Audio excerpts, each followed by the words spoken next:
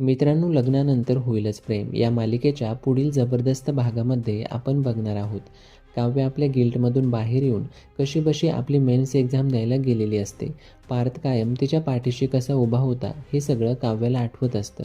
काव्याची exam चांगली जाण्यासाठी सगळेजण देवाकडे प्रार्थना करत असतात. पण आता काव्याच्या एक्झाममध्ये संकट येणार असं दिसतंय. या एक्झाम सेंटरवरतीच काव्याला लेबर पेन सुरू होतात.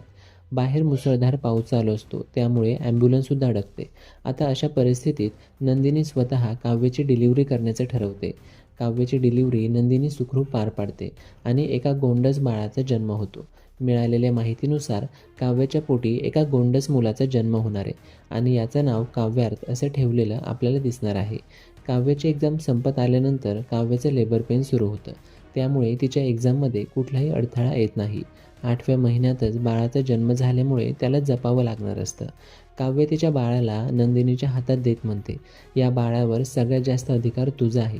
तू तुझं दुःख बाजूला ठेवून या बाळासाठी सगळं काही केलं, त्यामुळे बाळाची आई होण्याचं पूर्ण स्वातंत्र्य काव्य नंदिनीला देते. मालिकेचे पुढील भाग खूप इंटरेस्टिंग असणार आहेत, त्यामुळे पुढील अपडेट्सकरिता चॅनेलवरती नवीन असाल तर लगेचच चॅनेलला सबस्क्राईब करा.